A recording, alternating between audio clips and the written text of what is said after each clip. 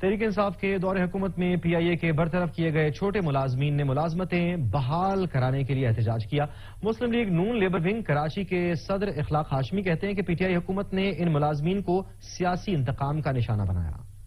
گزشتہ حکومت کے دوران پی آئی اے سے نکالے گئے ورکرز نے کراچی میں مسلم لیگ نون لیبر ونگ کراچی کے صدر اخلاق ہاشمی سے ملاقات کی اور ملازمتیں بحال کرانے کے لیے احتجاجی مظاہرہ کیا۔ مظاہرین میں بچے بھی شامل تھے۔ پی آئی اے ملازمین کا کہنا تھا کہ 169 برطرف کیے جانے والے ملازمین میں کارپینٹر، ڈرائیور، پلمبر اور دوسرے ٹیکنیکل چھوٹے رینک کے ورکرز شامل ہیں۔ 2008 میں جب ہمیں پی آئی اے میں رکھا گیا تھا تو یہ سارا ٹیکنیکل اسٹاف ہے،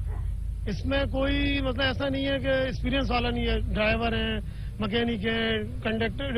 ڈینٹر ہے، پینٹر ہے، الیکٹریشین ہے، سارا ٹیکنیکل اسٹاف ہے۔ مسلم لیگ نون لیبر ونگ کراچی ڈویژن کے صدر اخلاق ہاشمی اور جنرل سیکرٹری محبوب نے کہا کہ پی ٹی آئی کے دور میں سیاسی انتقام کا نشانہ بنائے گئے پی آئی اے کے چھوٹے ملازمین کو بحال کرائیں گے۔ عمران خان کی حکومت کی بدنیتی کی کہ اس نے بے روزگار لوگوں کی ہے اور ایسے لوگوں کو بے روزگار کیا ہے جو چھوٹے لوگ ہیں، اور انشاءاللہ